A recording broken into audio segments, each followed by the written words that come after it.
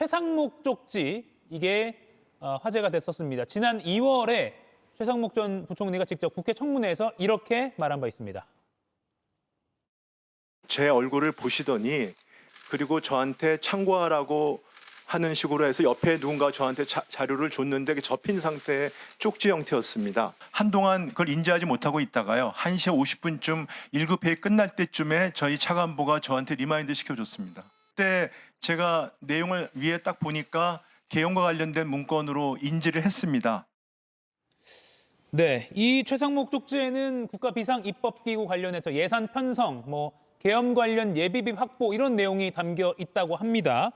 그런데 그동안은 최 전 부총리가 3번이나 접힌 쪽지를 실무자로부터 받아서 제대로 보지 않아서 내용 모른다 이렇게 주장을 해왔는데 법정에서 공개된 CCTV 영상에는 이게 사실 쪽지가 아니라 A4 용지 크기에 접히지 않고 펴져 있는 상태의 문서라는 게 영상에선 드러났습니다. 문건 내용에 대해서도 오늘 재판부가 최상목 전 부총리에게 법학 전공한 사람에게, 이 최상목 부총리죠. 법학 전공한 사람에게는 충격적인 내용일 수 있다 이렇게 지적을 했습니다. 그러니까 이거는 기억 안 나지 않을 수 없다 이런 취지로 재판부가 캐물은 것 같거든요. 김기용 의원님.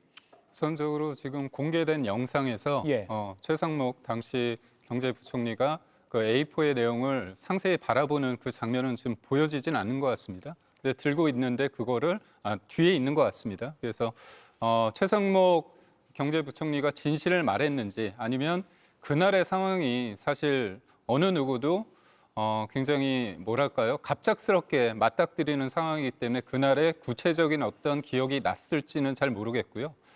최상목 총리는 그렇게 주장을 합니다. 무엇보다도 계엄이 통과됐을 때 우리나라의 국가 신인도 이 부분에 기획부총리로서 경제부총리로서 굉장히 큰 문제가 되기 때문에 이것이 문제될 수 있기 때문에 계엄만을 꼭 막아야겠다 그런 생각하에 거기에 좀 이른바 매어 있다 보면 펜딩되어 있다 보면 문건에 대해서 구체적으로 못 봤을 가능성도 배제하지 못하지 않는가 그런 생각을 해봅니다. 예, 조기 의원님 이게 문건을 못 봤다 또는 잘 기억이 안 난다라는 게 최상목 전 부총리의 주장인데 문건을 본 것과 안 본 것은 재판부가 보기에 어떤 차이가 있길래 이렇게 의견이 엇갈리는 겁니까?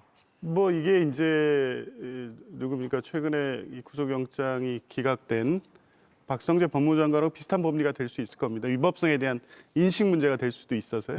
최상목 대행이 못 봤다고 하면 이 내용 이게 실제 내란에 이르는 범죄임을 알고도 소극적으로 가담했는지 여부에 대한 쟁점이 될 수는 있습니다. 그래서 끝까지 부인하는 것으로 보이는데 재판부가 보기에 지금 CCTV 상에서도 저걸 못 봤을 리가 있겠습니까? 무슨 장문의 문서가 아닙니다. 3줄입니다. 3줄이고 그 내용도 재판부가 지적했듯이 법학 전공자, 법학 전공은 아니더라도 국무위원 정도라고 하면 이 내용이 의미하는 바를 모를 리가 있겠습니까? 예비비 조속히 확보.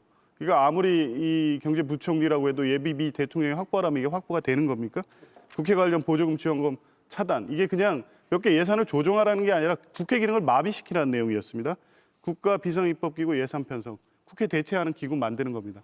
이걸 보고 이거 내란인데 당연히 느끼죠. 그런데 그러니까 못 봤다고 우길 수밖에 없지만 상황상 최상목 대행 역시 내란에 이르는 행위라는 걸 알고 있었고 그리고 이제 그 뒤에 소위 F4 회의를 주재를 했다고 하면 이 내용을 연결시켜서 실행까지 나가는 대로 가지 않았느냐라는 부분에 의심이 있을 수밖에 없고 그 경우에는 추가적인 수사를 통해서 최상목 부총리에 대한 어떤 법적 처리도 갈 수 있다고 봅니다. 박지영 의원님, 오늘 최상목도 경제부총리가 이런 말을 했습니다. 그날은 충격적 초현실적인 상황이다. 그래서 파편적 기억이 남아있다. 기억이 온전치 못한 것 같다라고 했습니다. 그러니까 뭔가 좀 불확실하다라는 취지로 계속 주장을 하고 있는 건데요. 국회에서 말했던 것과 법정에서 말한 게 좀 달라진 부분도 있고 어떻게 봐야 됩니까? 최상목 전 경제부총리 이야기가 앞뒤가 안 맞습니다. 처음에는 윤석열 대통령의 불법 계엄을 본인이 반대했다고 했습니다. 이거 보통 상황이 아니구나. 즉 본인 입장에서 경제부총리지만 법학을 전공한 입장에서 이거 불법 계엄이구나 인지했다는 뜻입니다. 그렇지 않습니까? 그런데 윤석열의 명령을 수행을 합니다. 이른바 그 쪽지를 수행을 하는데 거기에 특히 이제 국보위라는 단어가 나오는데 이게 국가보상비상대책위원회라는 건데요. 전두환이 쿠데타를 일으키고 만들었던 그 국보입니다. 이거 법학 전공하는 사람들은 다 압니다. 특히 80년대 학번들은 모를 수가 없는 단어입니다. 이건 쿠데타라고가 이런 걸 안단 말입니다. 근데 말씀하신 것처럼 F4 회의도 하고 그다음에 실국장들에게 회의도 한다고 합니다. 그러면 이 사람은 불법 계엄인 줄 인지하고 그다음 행위를 했다라고 의심할 수밖에 없는 겁니다. 근데 여기서요. 박성재 장관 이야기를 안 할 수가 없습니다. 경제부총리가 이렇게 인지한다면은 법을 전공하는 법을 전담하는 법무부 장관이 이 위법성을 몰랐다? 말이 안 됩니다. 이분도 나이가 비슷합니다. 국보이라는 단어 하나에 모든 것을 다 알았을 겁니다. 근데 위법성을 몰랐기 때문에 구속영장이 기각됐다. 이거 자체가 저는 믿을 수 없는 상황이다. 여기까지 말씀드리고 싶습니다. 예. 이가혁 라이브를 시청해 주셔서 고맙습니다. 이가혁 라이브는 평일 오후 5시 TV와 유튜브로 실시간으로도 함께 하실 수 있습니다.